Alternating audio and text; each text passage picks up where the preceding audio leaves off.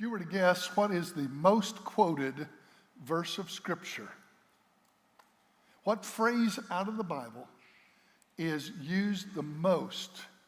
Let me give you a clue. It's not used by Christians as much as it is by non-Christians. Okay?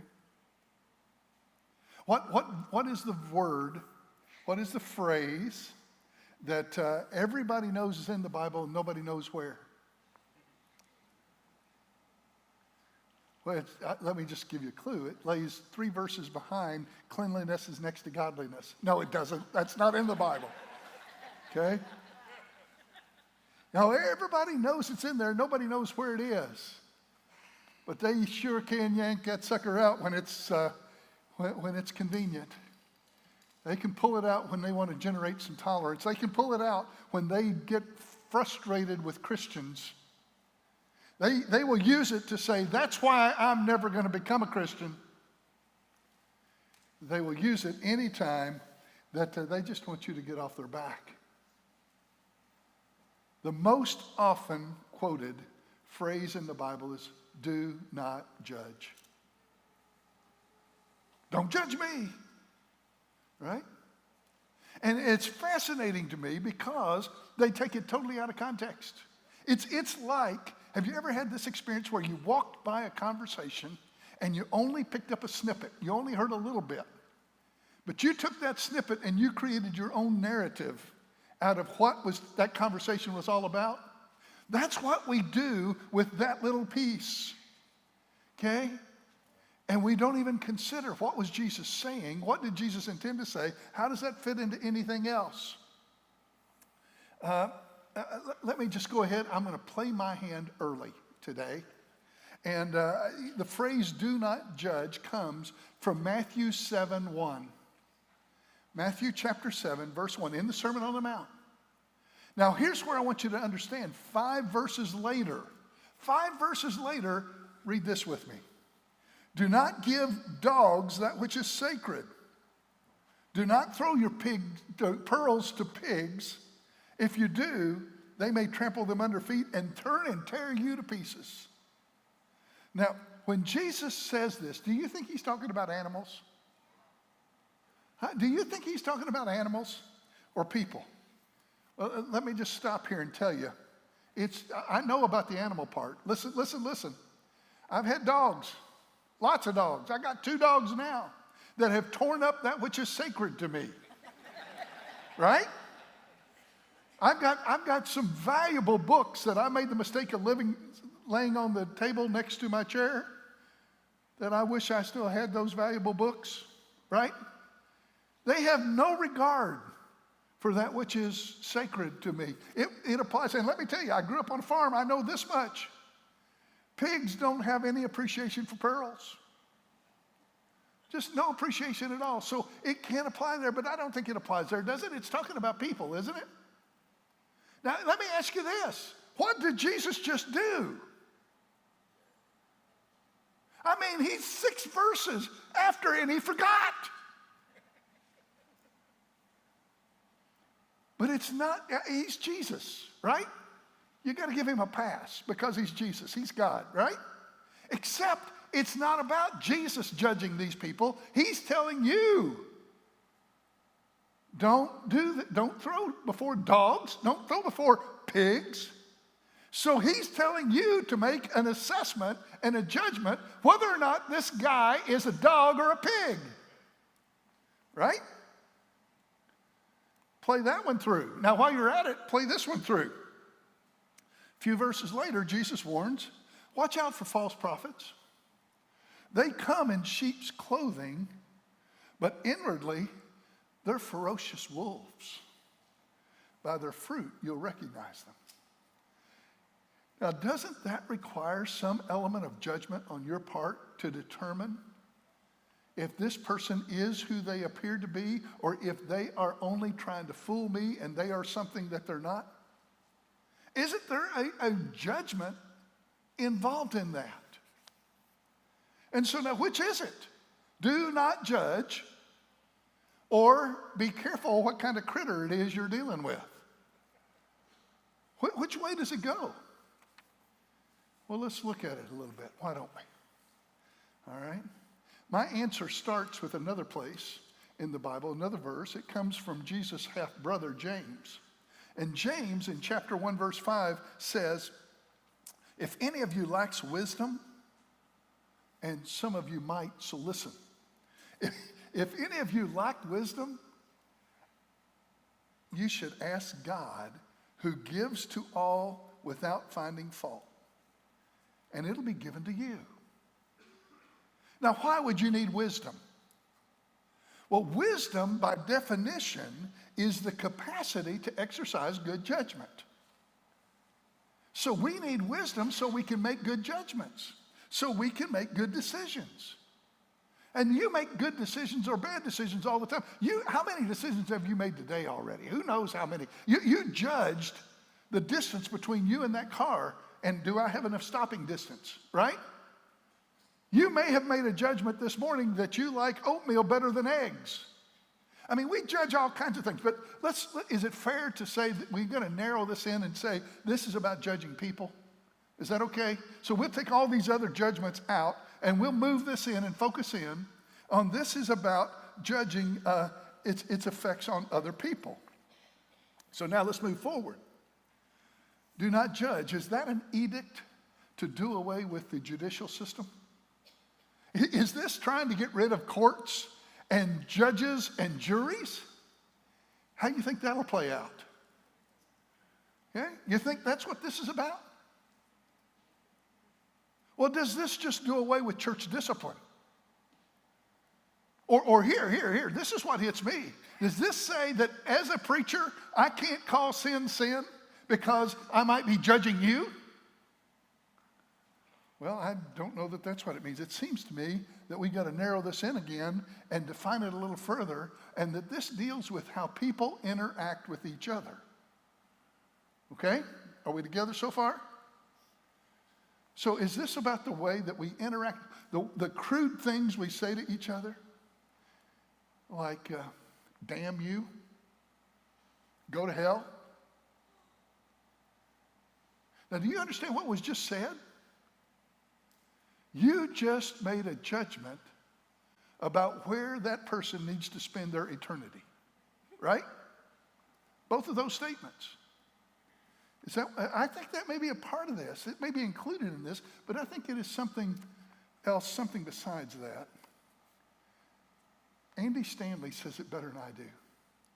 Here's the way Andy Stanley put it. He said that this is about when I size you up and write you off. That's pretty good. It's when I size you up and I write you off. Now, listen, the issue's not with the sizing up part. He's not criticizing using discretion. He's not criticizing you trying to make distinctions. He's not criticizing just the fact that you have to make decisions.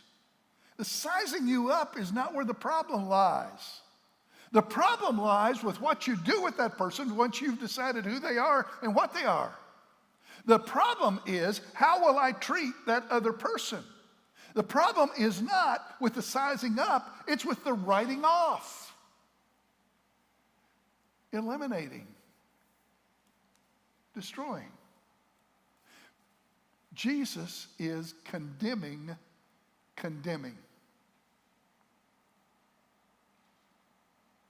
He's condemning. It's what I do with the information that I glean. It's how I treat the person once the details are known. It's not sizing you up as the problem, it's writing you off where we cross the line. It's when I take God's place as judge. Listen. He's a whole lot better at it than you are. He's had more experience. He's wiser. So let's let him be the judge in terms of condemnation. So let's just dig a little deeper. This is a fascinating piece because you see, here's where we are. Do not judge. I've told you what it means. We can go home, right? Sermon over. The problem is, it doesn't say do not judge, period. It says do not judge, comma. Don't you hate it when that happens? You get a comma stuck right there, and a comma says there's something else coming, right? And what else is coming is the reason why we don't judge. He says, do not judge, or you too will be judged. Now, you may have already known that that was there. Some of you may be really biblically literate, and you knew that was coming.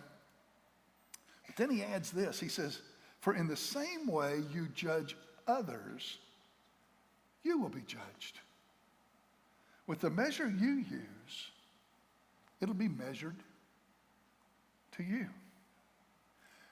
In other words, the scale you use to judge that person is the very scale they're going to use to judge you. The cup you use to give them their portion, same cup is going to be used coming back at you.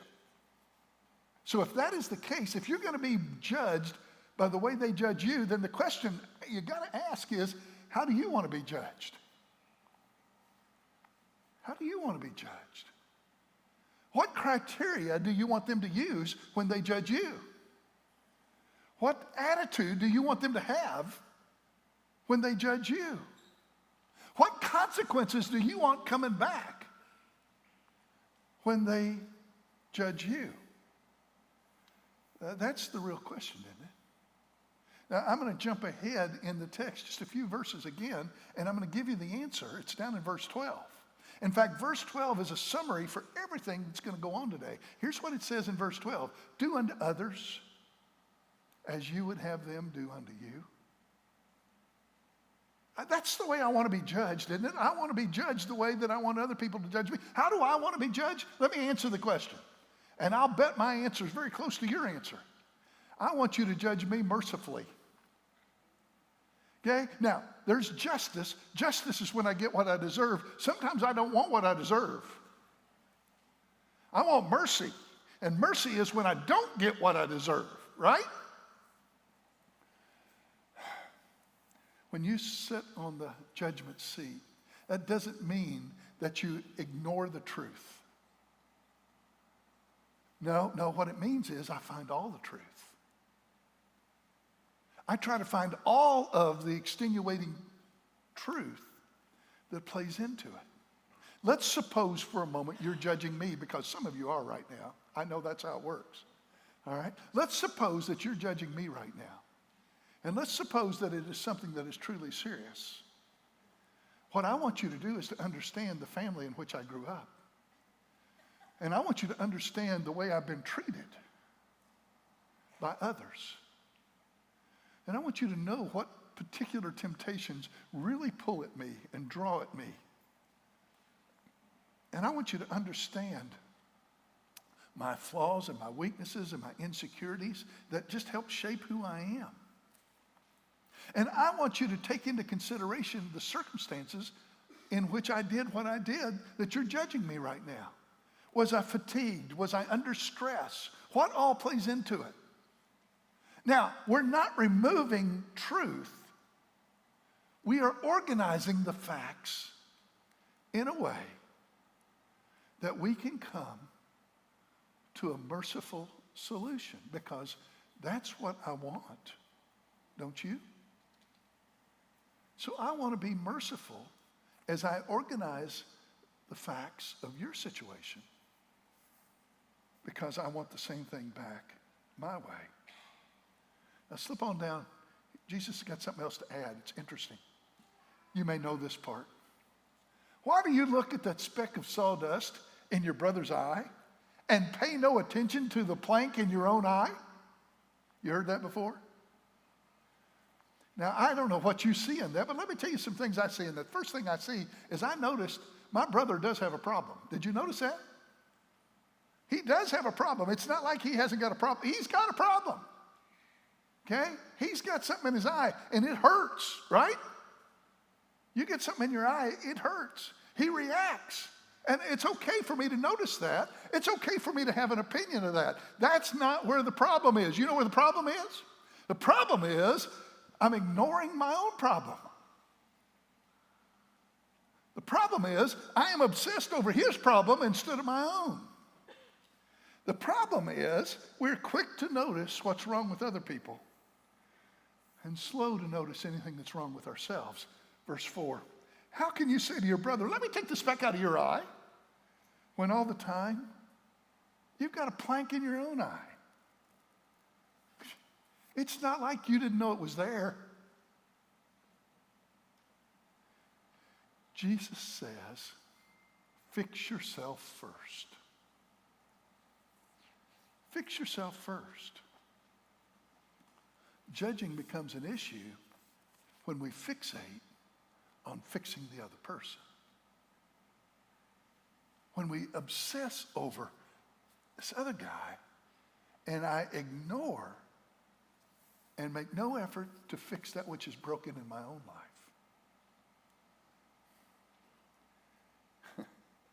And you think they don't know. You think they can't see it. I mean, you got this splinter. Stick it out here. And they think you're just winking at them.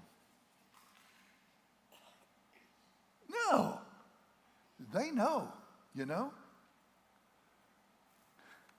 Fix yourself, you hypocrite. That's not my language, that's Jesus. Okay? Just so you understand. You fake all the time trying to act like you're something you're not. You act like you're healthy. You act like you're whole. You act like everything's okay. You act like everything's so good, and all the time you've got this splinter out here blocking your face. You got this splinter sticking out here. You can't see. They can't see you. First, take the blank out of your own eye. Fix your problem. Now listen. Sometimes I can fix the problem myself. I really can. You give me God's word, you give me some prayer, you give me some time, and I can fix it. There are things where I read it in God's word, I know what he says, I understand exactly what it means, and I pray, and I can fix it. But there are times when I am in a position where I can't fix it. I can't look in a mirror and take care of it because it's too big a problem, it's too deep, and I need help. I need somebody else to come in and help me. I need a surgeon to come in and fix that which is broken. That's okay. Just get it fixed. Get your problem fixed instead of obsessing over other people's problems. Here's what he said. He said, you hypocrite, first take the plank out of your own eye, and then you'll see clearly. End of sermon. There you go. Let's go home. You got it fixed? I can see. How cool is that? Yay! Let's go. No. You stopped at a period instead of, there's a comma. You did it again. You can see clearly so that you can fix what's broken in the other person's world. The reason you fix yourself is so you can help somebody else. Here's what it says.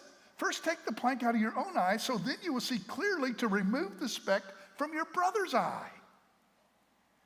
We always want to make it all about me. We always want to make it about me. And it never stops with me. The gospel never stops with me. It's always about curing the other guy. We got to get it. So, now, that is a nice place to end. Put a bow on it, wrap it up. But I can't let you go now. If I let you out this early, you would expect it every time. I mean, I know how you are. And if I quit now, you'll expect it the next time. And I'm not about to quit this quick next time. So I've got to figure out something to do with this next several minutes. Well, we can review. That's what we'll do. We'll review. Let me go back to what I just talked about. Ready? First thing is this, is that when he talks about judging, it's sizing them up and writing them off. And he says there's nothing wrong with sizing them up, just don't write them off, right?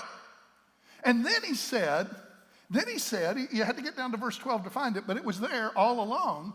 Do unto others as you would have them do to you. So when you judge, apply the golden rule. And then he said, fix yourself. And then he said, you fix yourself so you can fix others. But then comes this. I already read it once. Let's read it again. Do not give to dogs that which is sacred. Do not throw your pearls to the pigs. If you do, they may trample them under feet, turn on you, and tear you to pieces. Now, I have a problem. What does that have to do with anything we've just talked about? I love my study partner, Steve. I love him. He makes me better every time. But boy, we have argued the last 2 weeks. Boy, have we argued. He is so hard-headed.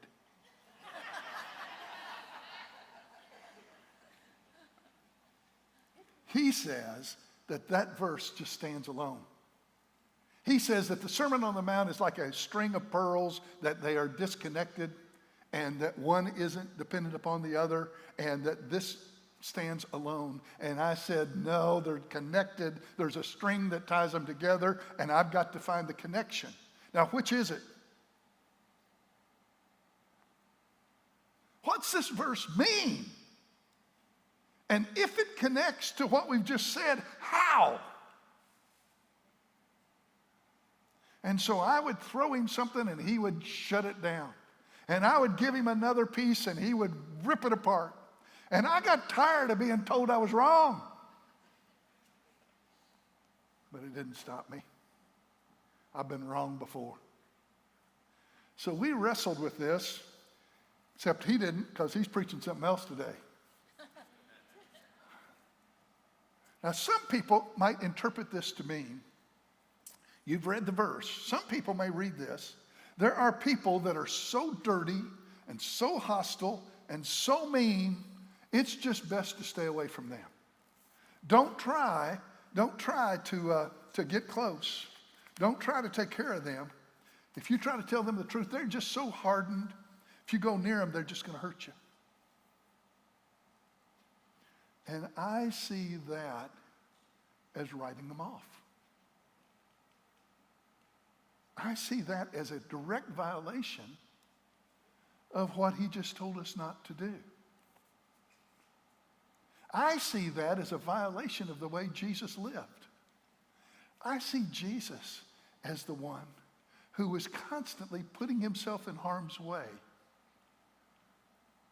for those that we may want to categorize as dogs and pigs. I don't think this is about protecting ourselves by avoiding those that we would size up as beasts.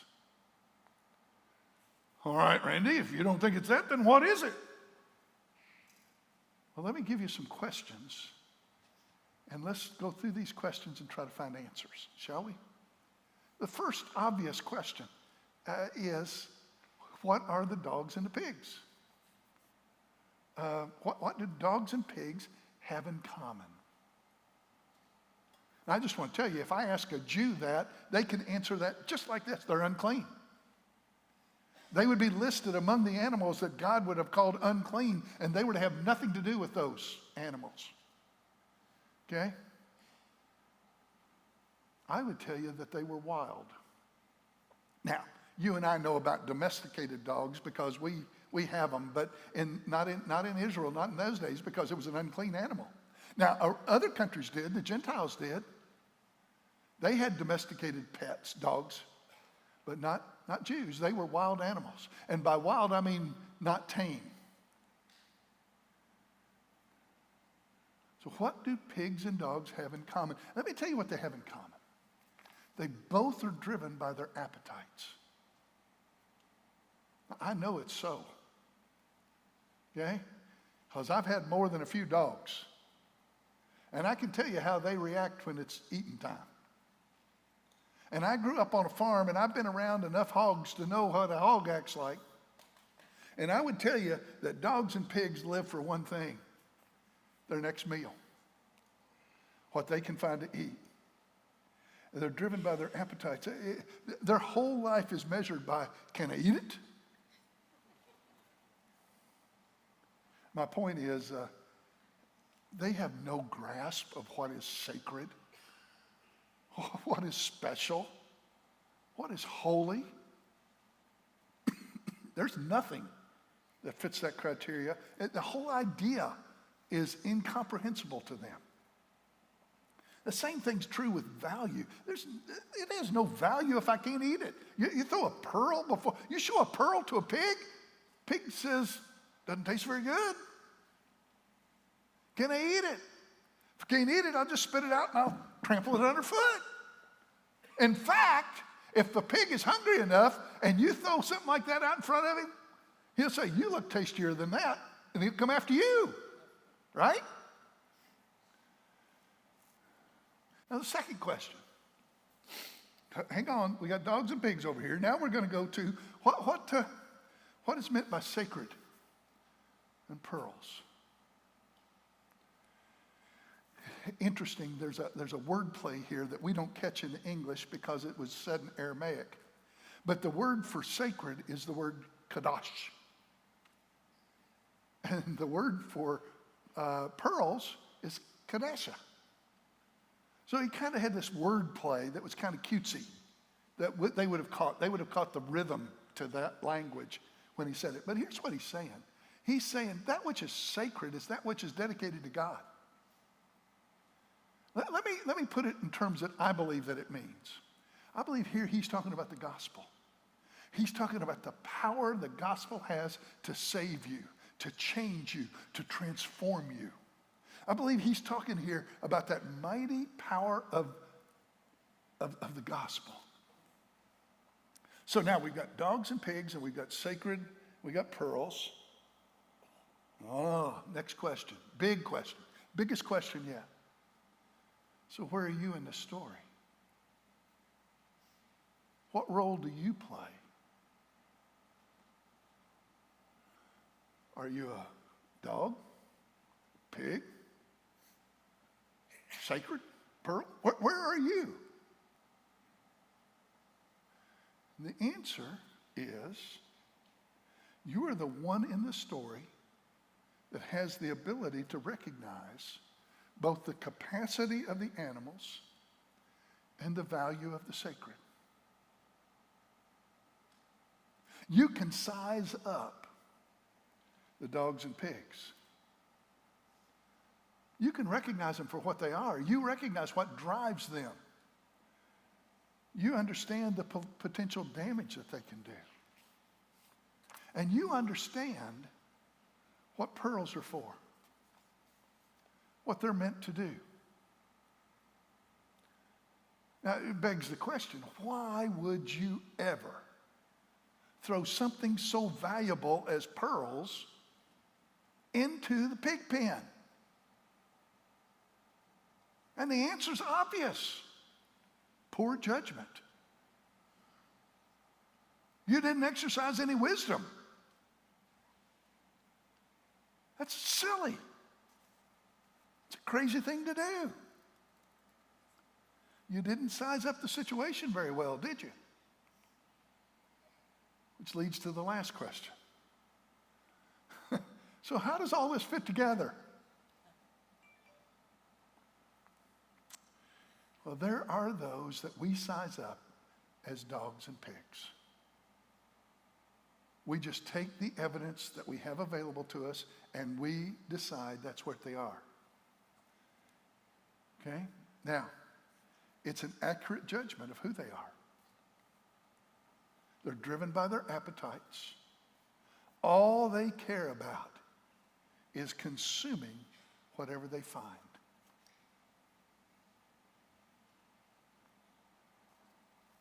they can be rightly sized up as dogs and pigs. The problem is they resent it when you call them that. And they really get angry when you treat them like that because you're treating them as something less than you. And the natural inclination is to attack. I get that, don't you? When somebody treats you like you are less than they are. Now listen, they can't appreciate what you've offered them. They have no ability to recognize the value for what it is. It's not their fault. They are a result of their own experience. They don't know better. And worse yet, they can't fix themselves.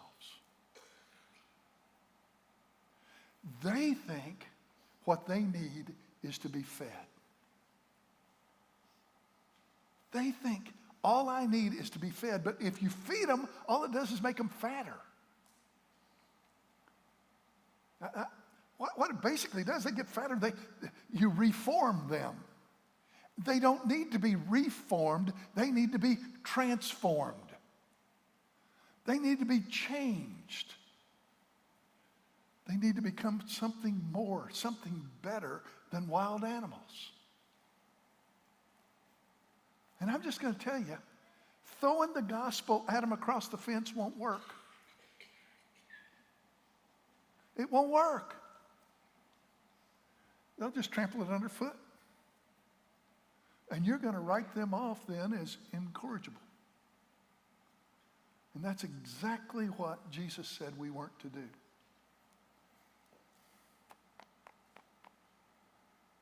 So what they need is for someone who loves them enough to come close.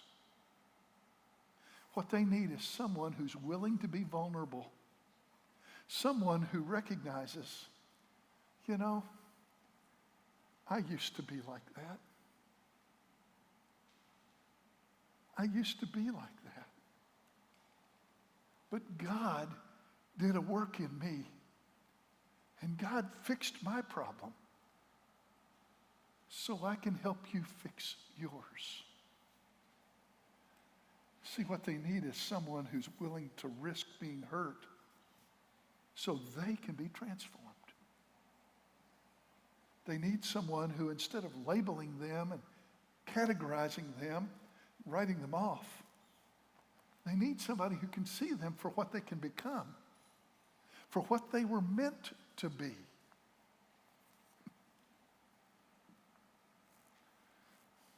Somehow, we've got to figure out how to turn these dogs and hogs into frogs. It's that simple. You turn the dogs and the hogs into frogs. You get it, don't you? It's right there. What do you do with a frog? Well, you kiss it and it becomes a prince. Right? You just got to get close. What you got to do is, I think this whole passage is about how God gives us the wisdom so that we can help other people become who they were meant to be. Listen, here's what I want you to do today. I need you to get down in the mud and dig out those pearls. They're there for you. I need you to dig those pearls out so that some pups and pigs can become pets. You know, if you just love on them a little bit, you snuggle up and kiss on them, you may find a prince or a princess.